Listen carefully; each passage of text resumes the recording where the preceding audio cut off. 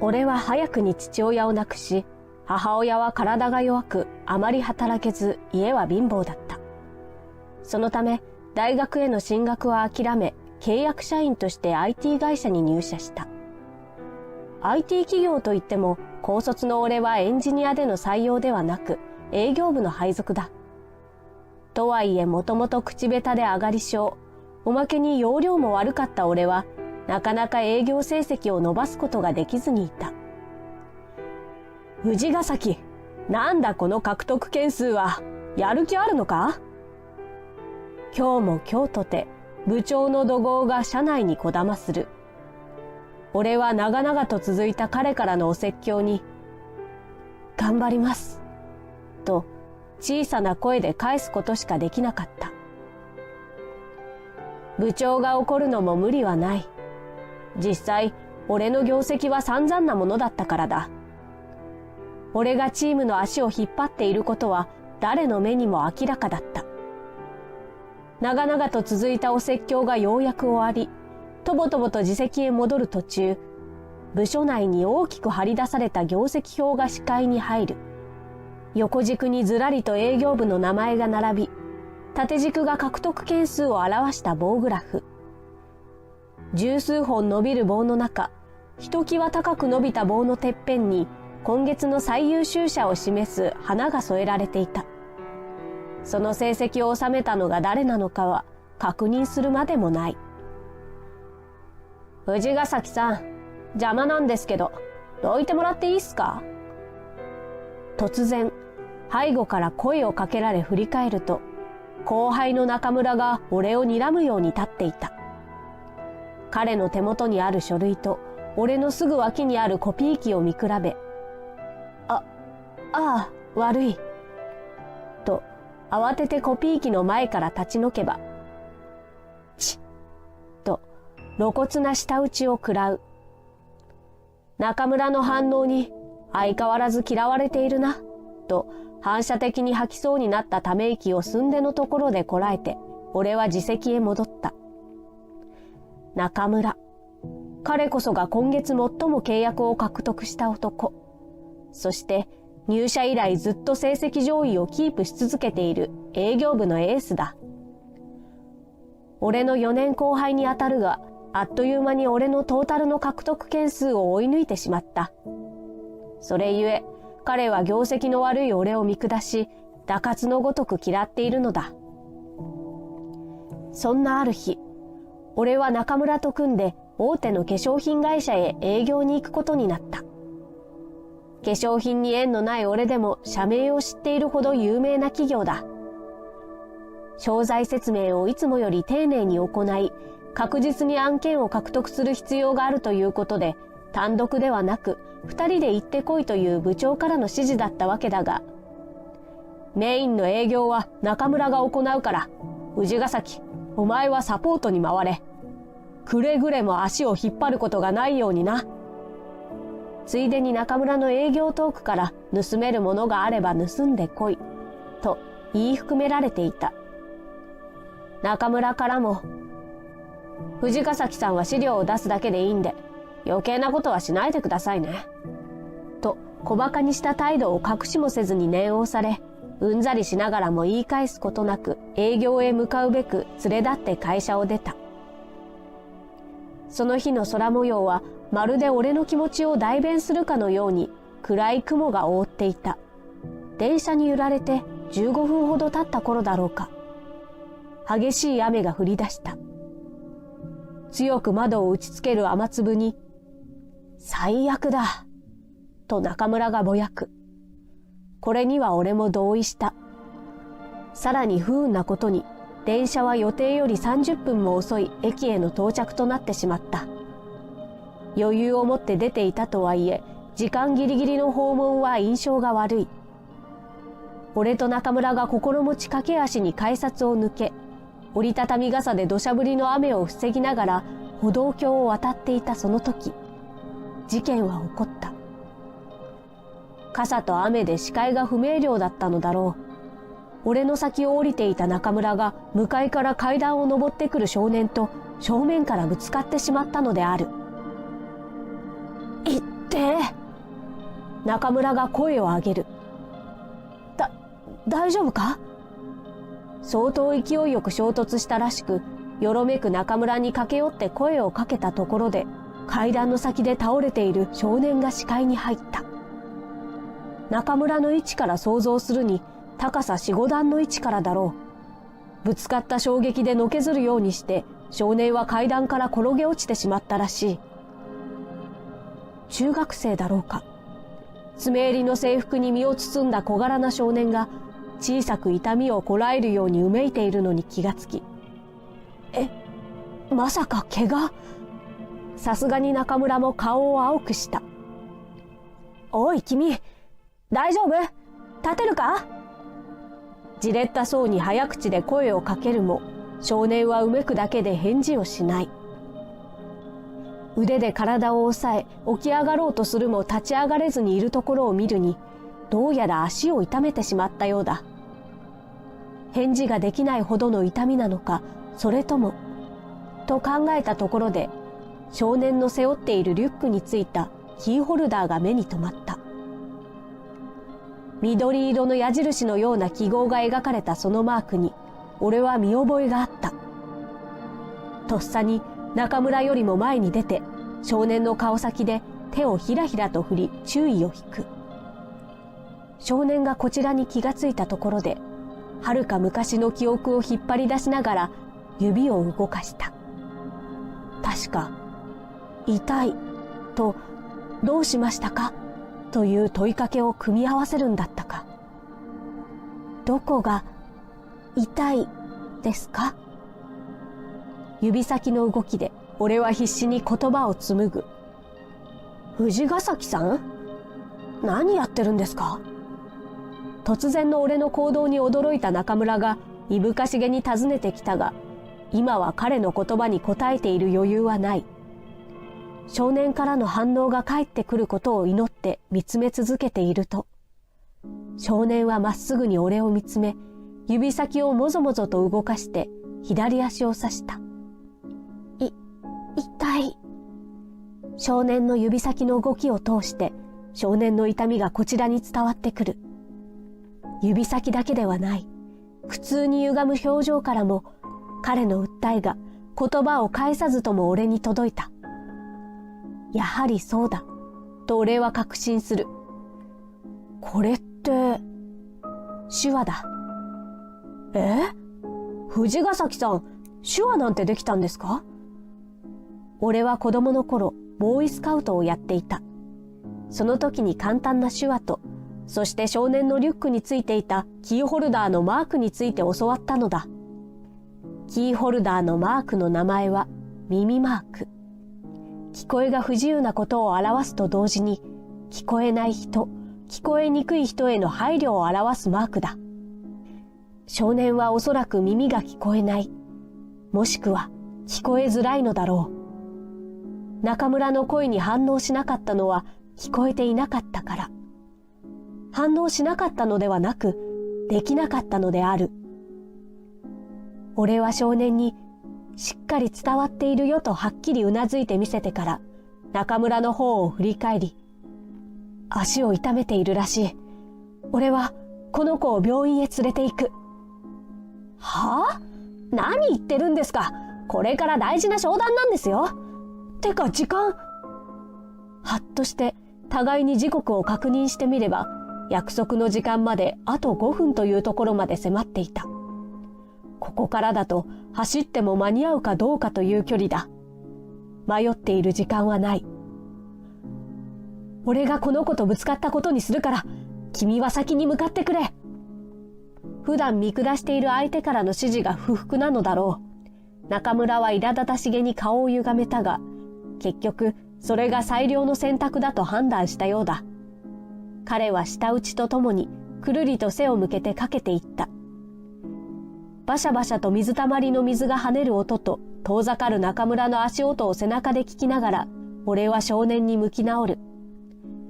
ボーイスカウト時代の知識をフル動員して手を胸の前で動かし、大丈夫だよと伝えた。それから病院へと運ぶ仕草をすると、少年は安心したようにわずかに口元を緩めた。幸い、近くに大きな病院があったため、俺は少年を背負って連れて行った。診察を待つ間に、少年から親御さんの連絡先を聞き、一報を入れる。コミュニケーションが苦手な俺の拙い説明は分かりにくかっただろうに、少年の母親は取り乱すことなく冷静に応対してくれた。母親が到着する前に診察の順番が回ってきてしまったので、代わりに俺が立ち会った。少年の左足は骨折という診断が下された。医師の言葉をスマートフォンのメッセージ機能を通じて少年に伝え、会計までの間、待合室で少年と並んで待っていると、ピシリとしたビジネススーツに身を包んだ女性が駆け寄ってきた。女性はこちらへ向かいながら、さっと手を振りながら何かを少年に伝え、少年も答える。それだけで二人のコミュニケーションは完結したようだ。彼女は一つ息をつくと、俺の方へ向き直り、高谷の母、杉本遥と申します。この度は息子を病院へ連れてきてくださり、ありがとうございました。と頭を下げてきた。慌てて俺も立ち上がり、とんでもございません。この度はご子息に怪我を負わせてしまい、申し訳ございませんでした。と深々と頭を下げた。そして少年、杉本孝也くんの診断結果を伝えるとともに名刺を差し出す。医療費は全額こちらで負担するので、名刺に記載されている番号まで一度連絡が欲しい旨を手短に伝えた。名刺を受け取った杉本さんは一瞬何かに反応したように目を見開いたが、商談を控えていた俺は改めて深く一礼をして謝罪をし、慌ただしく病院を後にした。病院を出てすぐに院内のため切っていたスマートフォンの電源を入れる。だいぶ遅れてしまったけれど、中村に一応の解決と今から向かう旨を伝えようと画面を見やれば、中村からの着信履歴が何件も残っていた。折り返し連絡すると、中村は不機嫌そうに、休養ができたからってリスケされましたよ。きっと到着が遅くなったから先方の機嫌を損ねてしまったんでしょう。改めて連絡をくれると言ってくれたけどどうだか。たく、面倒に巻き込まれなきゃこんなことにならなかったのに。と、苛立たしげに言葉を紡いだ。元を正せば中村の前方不注意で少年とぶつかったことが原因なので、つまりこれは完全な八つ当たりだったわけだが、貴重な商談のチャンスを逃してしまったことは確かだったため、俺は蒸し返さずに黙って中村との通話を終了した。どちらにしろ、あのまま高谷くんを残して商談に向かうことはできなかった。足の骨折で歩くことがままならない上に、それを周囲に訴えることも困難だったのだから。翌日、商談のチャンスが断ち切れてしまうのではないかと危惧していたところ、昨日リスケとなった企業から改めて日程調整の連絡が来た。俺と中村はひとまず安堵し、指定の日に再び九段の企業を訪れた。そうして商談のために通された応接室に入った瞬間、俺は驚いた。なぜならそこに杉本さんの姿があったからだ。お待ちしておりました。どうぞおかけください。と、彼女は静かに俺たちへ席を進めてきた。戸惑いながらも話を聞いてみると、さらに驚かされた。なんと杉本さんは、この大手化粧品会社の社長だったのだ。営業の商談に社長自ら同席することはめったにない。大企業であればほぼないと言っていいだろう。しかし、藤ヶ崎さんはユニバーサルデザインという言葉をご存知ですか？と杉本さんは尋ねてきた。耳にしたことはあるけれど、恥ずかしながらどういうものかわからない。素直にその旨を伝えると、ユニバーサルデザインは年齢や能力、状況などにかかわらず、多くの人が使いやすいように製品をデザインすることで、私たちは現在、ハンディキャップを負っている方も使いやすい化粧品をいくつか手掛けています。彼女はそう言って自社のパンフレットを開いて見せてくれた。こういった製品の開発は弊社で働く実際にハンディキャップを抱えている当事者の意見を取り入れて行っています。そこで御社に我が社の職員の誰もが使いやすい自社システムの開発に協力いただきたいのです。杉本さんはまっすぐに俺を見つめて続ける。藤ヶ崎さんはご存知でしょうが、私には老者の息子がおります。杉本さんの言葉に反応し、横に座る中村がこちらを伺ってきた。そう、杉本さんは中村が衝突して怪我を負わせてしまった高谷くんの母親。本来、社長自ら商談に赴くことはないが、彼女は聴力にハンディキャップを抱える子を持つ親の一人として、少しでも多くの人が働きやすい環境を作ろうと真剣に取り組んでいる人だった。あの日、商談がリスケとなったのは、怪我をした高谷くんのもとへと向かうためだったのである。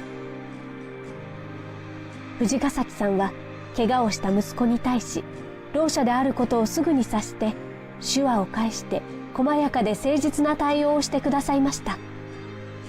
どうか我が社のシステムの開発においても同様の対応を藤ヶ崎さんにしていただくことは可能でしょうか。杉本さんからの突然の依頼に、俺は動揺のあまりすぐに反応できなかった。こんなことは7年営業を続けてきて初めてだ。まさか指名の上で依頼が来るなんて。だが、残念ながら俺は開発側の人間ではない。IT 会社に勤めていると言っても、ずっと営業部の配属で、エンジニアの知識などまるでないのである。せっかく大きな契約に結びつくチャンスなのに悔しいが、俺にはどうしようもない。と、諦めかけたその時、藤ヶ崎は営業部のものですが、アドバイザーという形で開発に携われるよう、私からも上に掛け合います。杉本様のご希望に沿うべく、精一杯尽力いたしますので、どうぞよろしくお願いいたします。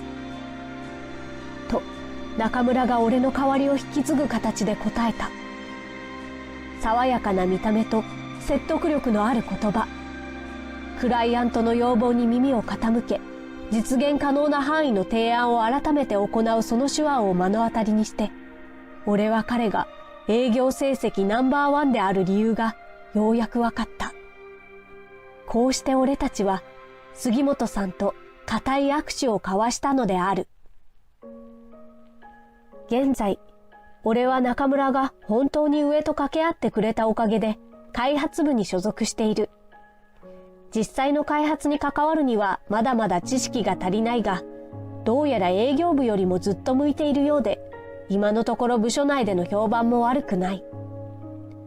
中村も大きな一件を獲得したことがさらに評判を呼び、引き続き営業部で活躍しているようだ。あの一件を通して彼は俺に一目置くようになり、もう馬鹿にされることはなくなった。高谷くんともお見舞いに伺ったことをきっかけに頻繁に会うようになった。俺は彼が少しでも話しやすいようにと本格的に手話の勉強を始めた。会話するたびに高谷くんがうまいと褒めてくれるので、それがモチベーションになっている。彼の治療にかかった医療費に関しては、中村と改めて謝罪に行って負担する旨を申し出たのだが、お互いに前方不注意だったとして杉本さんが受け取らなかった。その代わり、当事者に寄り添った素晴らしいシステムを作ってください。そう言って俺に成長するチャンスをくれた杉本さんには感謝しかない。杉本さんの期待に応えるべく、当事者の希望を最優先に、俺は鋭意開発に勤しんでいる。